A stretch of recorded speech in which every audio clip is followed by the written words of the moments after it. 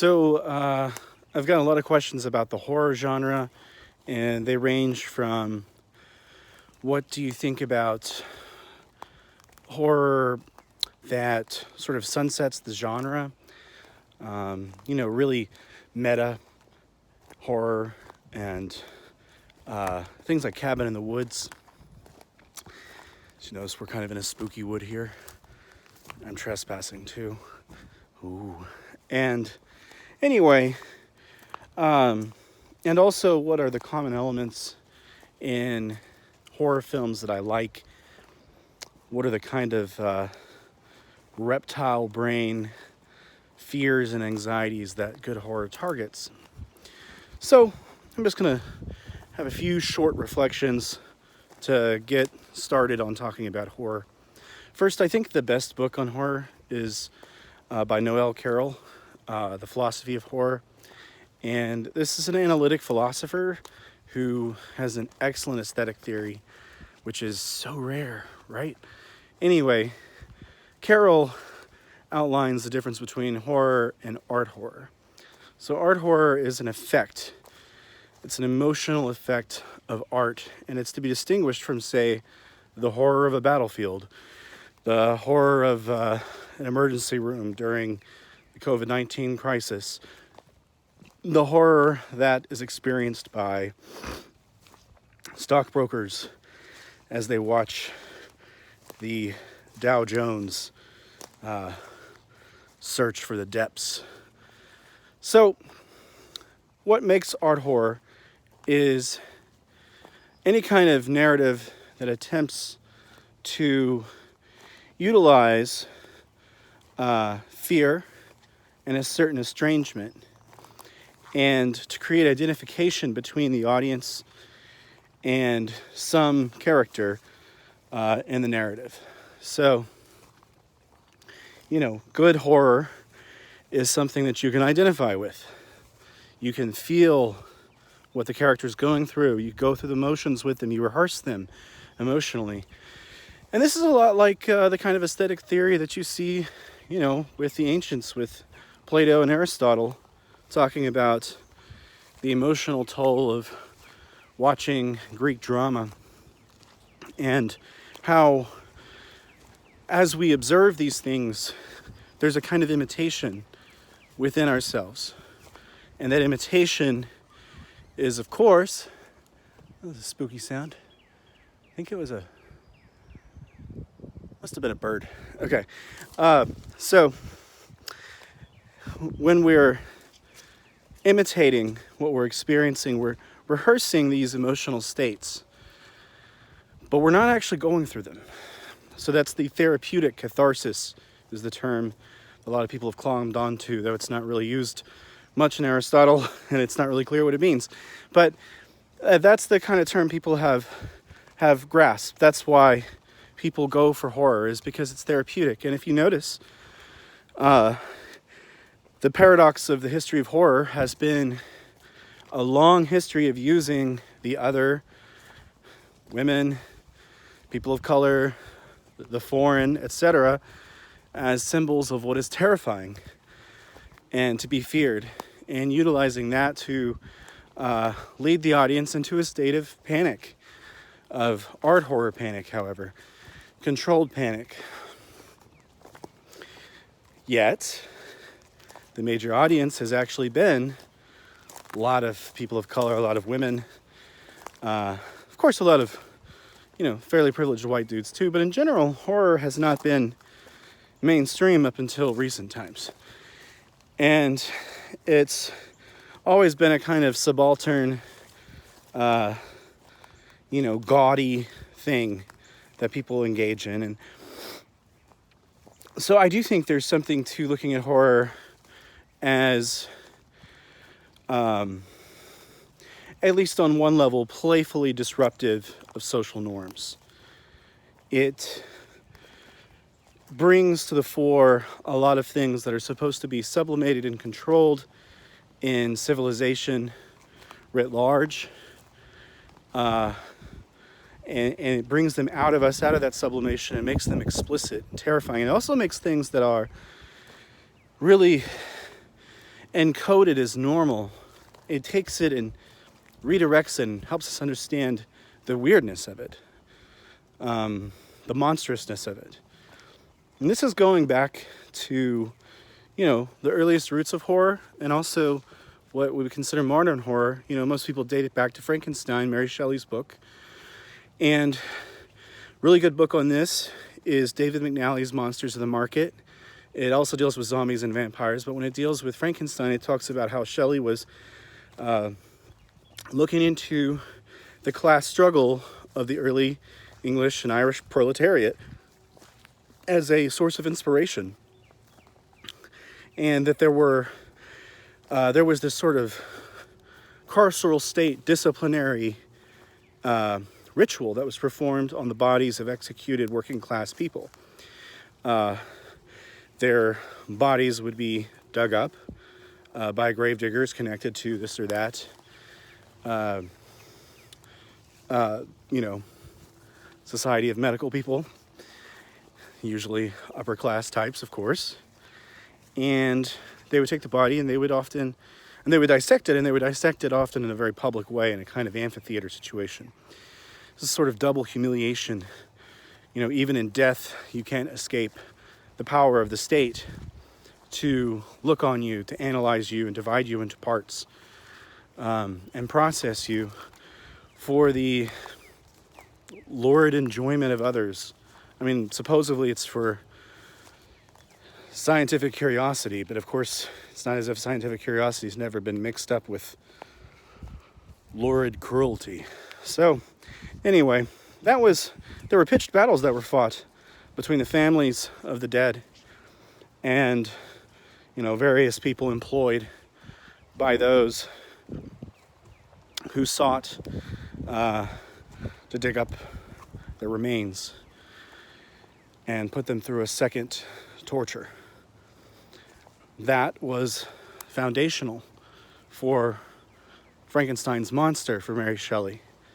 And you see this with the monster himself. He's comprised of all these different parts, and he's abandoned by his creator, and he goes through this painful process of self-realization and eventually tries to exact vengeance on his creator for the cruelty of bringing him into the world. This kind of doubles back to my other video about nihilism, and how there's something to a lot of horror that attempts to address this issue of us being conscious of living in a world of horrors. Honestly speaking, it is true that life is largely a process of living things devouring other living things. Whether it's plants or animals, they're living things and they're being devoured. And when we die, we're decomposed by living things. That's sort of the eerie thing of parts of the area around Chernobyl, where things don't properly decay. There's something fundamentally unsettling about that, as it undermines the basis of life, the kind of circle of life. I've been watching The Lion King a lot with Xander, my son, so that's why that's on my mind right now. But it is a relevant concept in this. So I think the best horror is really good at threading the needle between approaching things that are quite ancient for us. Fears of creepy crawlies, centipedes and millipedes, spiders, snakes. That stuff is wired into us through natural selection. And, we work on it. But there's always an element of that with horror. But to be able to take that and then interweave a modern social critique, that I think is incredibly important for making good horror. You see that in Alien. What made it so revolutionary was that it focused on, essentially, instead of Star Trek style explorers, working class style explorers. I just stepped on some thorns. Okay. There's a whole bunch of horrors out here. Anyway, and so I another example, it's more obscure. I wrote a long essay about it for Red Wedge magazine. Matan Go, 1963 film, Japanese, Toho Studios, same director, Shiro Honda, who did the Godzilla films, the early Godzilla films. And the basic premise is you've got a bunch of vacationing yuppie Japanese people experiencing the first post-war boom on a boat, and they end up shipwrecked on an island. They find a bunch of mushrooms in the island. They're unsure if they should eat it, and they're worried about starving. They're like, well, if we figure out how these mushrooms are going, maybe we'll be okay. And then they discover a ship, another shipwreck, and it's overgrown with the mushrooms, and there's all sorts of ominous signs and everything. And eventually what you have is a tale of anomie, which is pretty common in a lot of horror, where you have a group. And we usually, with a lot of more modern Western films, we try to find a protagonist. We try to find someone to latch onto. But a lot of these, especially Japanese films, are really good with their ensembles. And with, having a moving protagonist and having a sort of documentary feel. So, in their case, the anomie, it doesn't result in any kind of hero. It results in, a final person who's undergone madness. And essentially what's going on is people are being divided against each other with suspicions and jealousies, and it culminates in violence and death. And, it turns out people have been eating these mushrooms and they're turning them into mushroom monsters.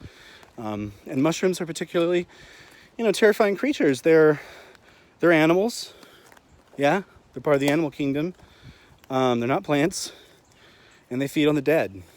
So that decomposition element to them makes them something that people identify with. And there's a long history of human beings, I don't know if you know this, consuming mushrooms for their psychedelic properties.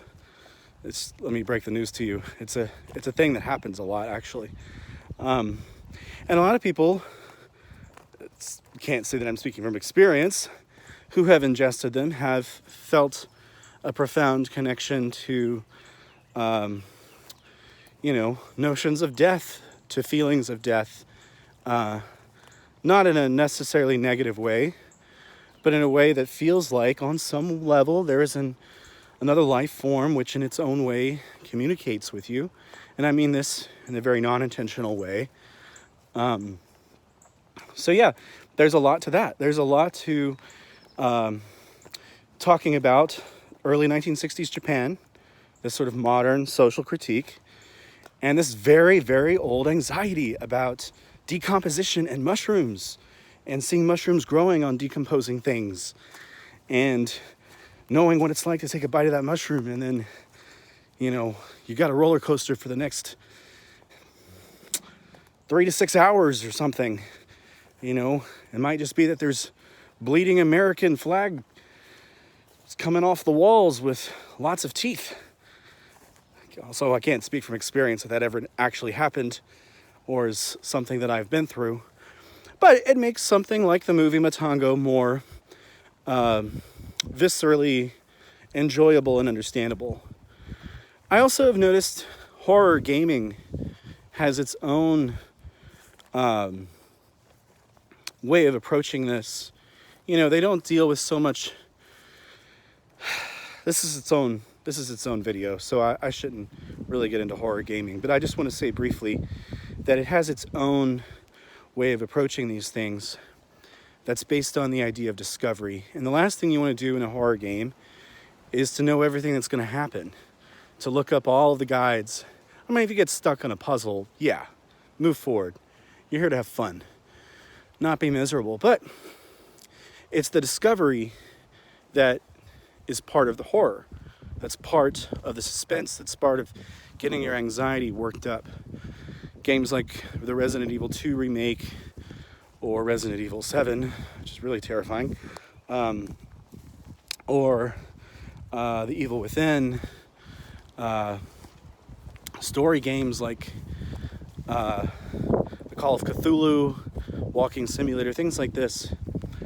The way they engage us, they deal with all of these, contemporary issues and so on as well. And and a lot of creepy crawly, fear-based things that are kind of baked in to us through natural selection, etc.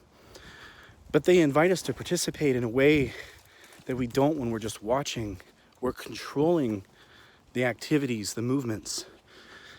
This simulation of movement, of controlling movement, is key towards developing real suspense and horror. And that's why, I mean, I'm a horror aficionado. I watch a lot of it. So it's hard for a movie to frighten me or disgust me, but a video game can get me there. And it's because it's calling me to engage with it emotionally on a different level through movement, through the simulation of movement, but movement with the hands. And all of that is central to who we are. I mean, what minds, as we think of them as conscious entities, are a kind of bundle of activities that developed over the course of natural selection that allow for movement and remembering and using the remembrance of past movements to guide future ones. This is what makes these horror games so, I think, vital in understanding the genre and its potential. And for me, there's not a lot of going back. I mean, I love the film. I'm always going to love films. They're always going to be my primary go-to. But horror gaming, and now with the advent of VR and, deeper, more immersive simulation, there's a lot of potential there. Also a lot of potential for really horrifying things, which is, again, moving past art horror to real life horror. So, I didn't really address the issue of meta horror. I think that meta horror is very good at getting at this or that trope. Cabin in the Woods gets at a lot of them. It's a very good film that I could watch on repeat forever. It's funny, it's enjoyable, and it dissects the genre. But horror has been doing this for a long time. I mean, even The Bride of Frankenstein was in many ways a commentary on the genre as it stood. So I wouldn't be quick to dismiss the future of horror based on sort of recursive meta text, metacritical material. It's been a part of the genre for a very long time, and it's part of what makes it disturbing, is calling into question our engagement with the thing. This is another reason why horror benefits from more than just film. I have some friends, some of which you might be watching this, who participated in making Evil Dead the Musical on multiple occasions. And that experience of being in an audience with a splatter zone with fake blood being shot across your face and seeing real life human beings perform real life stunts, another patch of thorns, speaking of stunts, and that was more engaging. Of course, it's a horror comedy, but it still gets to some of the same stuff. Everything from jump scares to watching your loved ones turn into homicidal maniacs, which I have a feeling was what a lot of us have felt outside of art horror, in terms of real horror, over the course of the last few years, as we've seen a lot of our loved ones become Trump supporters. I mean, that's been a major thing for me. One of the greatest horrors of existing today is looking at these people and being like, they would totally support me being deported to a concentration camp. Not me personally, but people like me. And if they were pissed enough that day, maybe me personally. So, anyway, I digress. But I think that I need to address this question in its own video, and I probably will. But one of the things I like best about Cabin in the Woods is the way it draws attention to the notion that there is some sort of relationship between the abolition of sacrifice and the development of horror. One of the biggest events in human history is something that I think is really little understood.